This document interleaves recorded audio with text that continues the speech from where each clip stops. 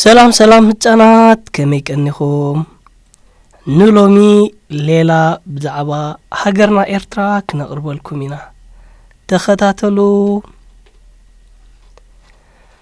ሃገርና ኤርትራ ኣብ ቀርኒ ኣፍሪቃ ትርከብ ሃገር እያ ምስ ሱዳን ኢትዮጵያ ጅቡቲ የመን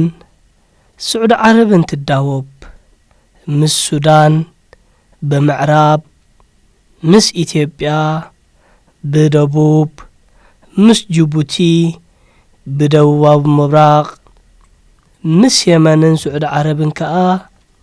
በባሕሪ ትዳወብ ጠቕላላ ስፍሓት መሬት ኤርትራ ኣስታት 124,000 ትርብዒት ኪሎሜትር ይበጽሕ ሃገርና ኤርትራ ክልተ ወደባት ኣለዋ ንሳተን ከኣ ባጽዕን ዓሰብን ይበሃላ ሃገርና ኤርትራ ኣስታት 2234 ኪሎሜትር ገማግም ባሕሪ ትውንን ሃገርና ኤርትራ 6 ዞባታት ኣለዋ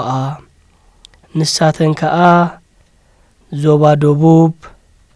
ዞባ ማእከል ዞባ አንሰባ ዞባ ጋሽባርካ ዞባ ሰሜናዊ ቀይሕ ባሕሪ ዞባ ደቡባዊ ቀይሕ ባሕሪ ይበሃላ ሃገርና ኤርትራ 9 ብሄራት ኣለዋ ንሳቶም ድማ ትግረ ትግርኛ ሳሆ ዓፋር ብሌን ሕዳርብ ናራ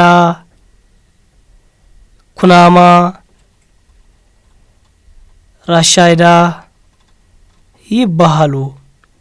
ሃገርና ኤርትራ ብዝተፈላለዩ ክቡራት ማዕድናት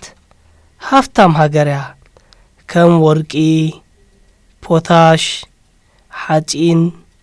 ብብዝሒ ይርከባ እምበኣር ህፃናት ሓፈሻዊ ሌላ ብዛዕባ ሃገርና ኤርትራ ኣዳሊናልኩም ዝነበርና መደብ እዚ ክትሰምዕዎ ዝፀናሕኩም እዩ ኣብ ዝመጽእ ብኻልእ ትሕዝቶ ክሳብ ንራኸብ ኣብ ዘለኹሞ ሰላም ህፃናት ደቅኹም ባህሎምን መንነቶምን ዝፈልጡሉ ምስ ክብርታትን ስነ ምግባርን ህዝቦም ዝራኸብሉ መሃርን ኣዘናግዕን ዘመናዊ መደብ ክትረኽቡ ብጽሑና ናብ በለስ ቡቡ ሼር ላይክ ሰብስክራይብ ብምግባር ቤተሰብ በለስ ቡቡ ክትኾኑ ብኽብሪ ንዕድም